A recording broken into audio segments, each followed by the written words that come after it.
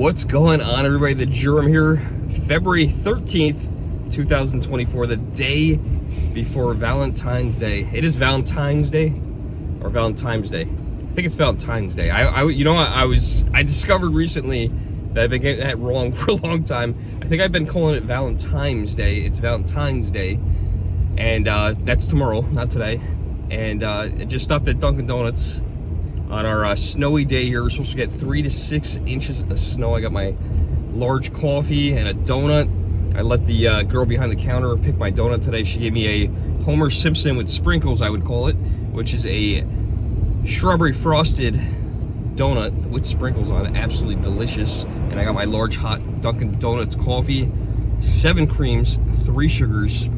It was crazy. I pulled in the parking lot. You guys know how big Dunkin' Donuts parking lots are. There was 1 car in the parking lot. I walked in, I was like, you guys open? 3 employees, 1 car, no customers. That was it. So yeah, that was the fastest I got in and out of that Dunkin' Donuts ever. I'm driving to work because even though it's snowing, I still have to go to work. No school for the kiddies today. That was canceled last night. I got the text message from the school. And yeah, 3 to 6 inches. It's gonna snow pretty much all day today. It's gonna suck. So here is our current view as we pass Joseph's Steakhouse. I ate there once. Actually, I ate there on Valentine's Day with Jenna a couple of years ago. It was very good, but very expensive steakhouse.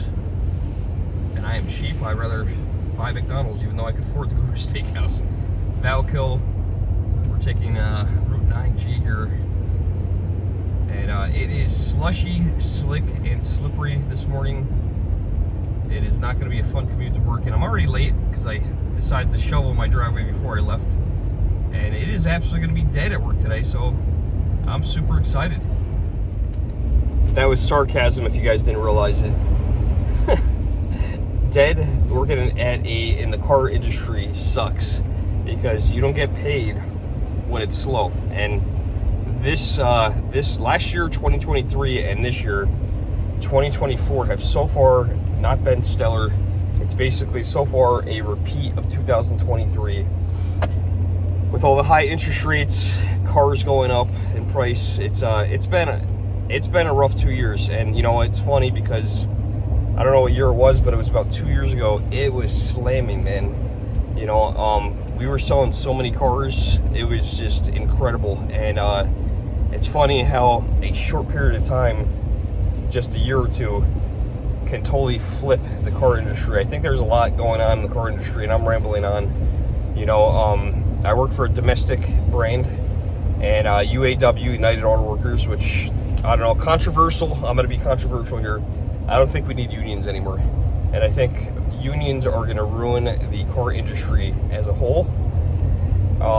I think everybody deserves a fair living and a fair share, a raise here and there. But, you know, these guys, man, between the timing with the interest rates and everything like that, raising the prices of the cars that are already too expensive that nobody's buying, it's going to be bad. It's going to be really bad. I mean, look at some of these brands. Look at, you know, Chevrolet, General Motors, you know, Stellantis, Ford. You know, the Mach-E that I have, that electric Mach-E, that is the slowest selling car in the country right now. There is, based on current sales volume, it's crazy. They have over 1,000-day supply. It's almost, I think it's like 2.5 years supply of the Mach-E Mustang, the car that I own. Which, unfortunately, what happens when that happens is when there's that much inventory of new, the cars depreciate quite a bit. So my car has depreciated like crazy. And it's funny, when I bought that car less than 2 years ago, it was just the opposite. It was, I couldn't find one. You know, every dealer that I called wanted $5,000 over or $2,500 over. You know, there's no markup in them. There's $100 markup in them. It's freaking crazy. So, you know, any incentives or rebates or anything like that come from the manufacturer, not the dealer, because there is no markup in them. So it's not like a dealer can go, hey, yeah, we'll take $100 off, you know, and we'll not make any money. Like $100 in a car that's like $45,000, $50,000. A lot of people won't believe this, but that's the truth of it. You know, there's other ways for the dealer to make money on that, you know, like in the finance office, which is what I do. But it's crazy, man. It's, you know, to see that kind of inventory out there, a 2.5 year supply, and some of the Stellantis products, which are Chrysler, Dodge, Jeep, and Ram, it's the same thing. I think they're probably like, they probably have 7 of the top 10 least selling cars, like most inventory out there currently, which is like the Dodge Hornet, nobody's buying that thing. The Wagoneer, the Jeep Wagoneer, nobody's buying that. It's $100,000. You know, and a Dodge Hornet, which is like a compact SUV, it's about the same size as my Mach-E. They're 50 grand. Who's paying $50,000 for that size car? You know, it's a combination of greed from the CEO of Stellantis and, you know, UAW, and then, you know, on top of that, all that, the interest rates. You know, and let's face it, the economy is not in the best situation. You know, you go out and go buy groceries, you know, what you get for $100 is nothing. You know, it's incredible. But it's tough out there. I don't know. I'm going to change the subject. This was supposed to be about snow. So, I don't know. I think we're getting 3 to 6. We'll see. I got a text this morning from a friend, and, you know, like a half an hour from my house, they already had gotten 6. By my house, I would say I got 2 to 3. And it's just slushy and slippery. I noticed doing my driveway, it's slushy and slippery, so it's interesting. What else is going on? Looking at buying houses. I might be a year away from buying a house. I look at Zillow like every other day for homes. They're super expensive, and interest rates are crazy for that too. So it's like, you know, what do? You know, I could buy a house right now. You know, I'm in my little tiny house that I own, but I could buy a house right now and move. But I'm trying to be patient, trying to find the right house, because I could just go out and buy a house and then like 6 months later go, why didn't I just wait? Because something's going to show up. That happened to me once when I was looking at a car. I was looking at a Corvette, and I was looking for a ZR1, and there were none out there. And I ended up buying like a basic Corvette, because that's all I could find based on the criteria I was looking for. And then like 2 months later, a brand new ZR1 showed up. So this is what happens. It's luck. But yeah, looking at houses, you know, kind of getting an idea, kind of getting a feel. It sucks out here in New York because everything's expensive. I remember about 4 years ago, it might have been more than that, it might have been 5 now. It was right before COVID. I was looking at a house, brand new house, 6 acres, $424,000, and I said to myself, how can I ever afford a $424,000 house? That's so crazy. It was a brand new, beautiful house on 6 acres, beautiful mountain views, and now that house is $750,000. It's freaking nuts. So it's been crazy. You know, now all the houses that I'm looking at, where I was looking at that house going $424,000, how am I ever going to afford that? Now all the houses I'm looking at are a minimum of $550,000, and they're smaller than that house, which is freaking crazy, with 1 acre or a quarter of an acre. You know, we have a town near me called LaGrange, New York, and there are houses that are brand new build, beautiful houses, 24 to 2,800 square feet. It's a subdivision built on a quarter acre. Maybe you guys are fine with that. I'm not. I want some space after living where I live now. And I want to have a garden, I want to have a yard, and the houses in there are $450,000 on a quarter acre of property, and the taxes, you ready? $17,000 a year, $16,000 to $17,000 a year. Absolutely absurd. Like, how do you afford that? You know, you're just in tax. You're paying $1,500 a month just in tax. For you guys that rent out there, you know, I know everybody's in a different situation. Some people live at home.